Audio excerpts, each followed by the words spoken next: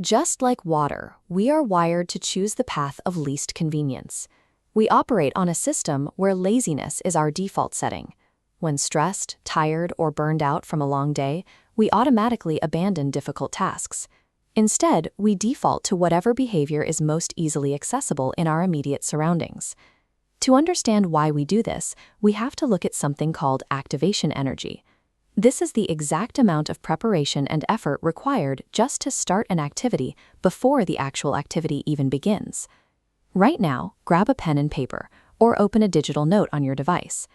As you watch this video, we are going to actively redesign your physical and digital space. If we control the activation energy in our surroundings, we stop relying on fleeting motivation. Instead, we can force our natural laziness to trigger positive behaviors.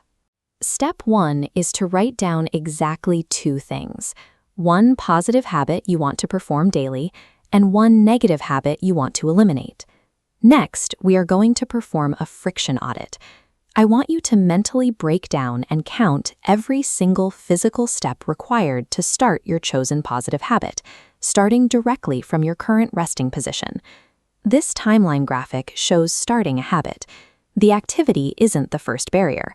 The first step is finding a bag, then locating shoes, packing clothes, finding keys, and driving. These minor inconveniences create a wall of activation energy that naturally repels a tired brain. Failing to start a good habit is rarely a lack of drive.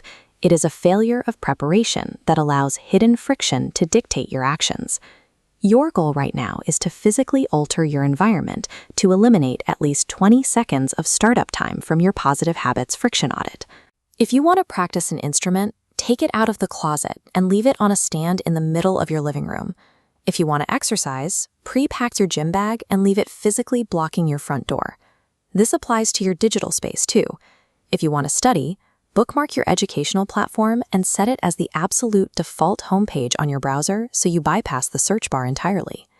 The tools required for your positive habit must now be completely visible and within arm's reach of where you spend most of your time. By stripping away the prep work, your positive habit now requires lower activation energy than doing nothing. You have made it your brain's new preferred path of least resistance. Now pivot to the negative habit on your list. We are going to do the exact opposite by introducing a highly inconvenient obstacle that adds 20 seconds of delay to the behavior. This is the barrier method. You are actively using distance and physical separation to kill the autopilot reflex. Remove the TV remote batteries and hide them in another room. Throw out all factory-prepared junk food so satisfying cravings requires a drive. For digital habits, delete your social media apps entirely.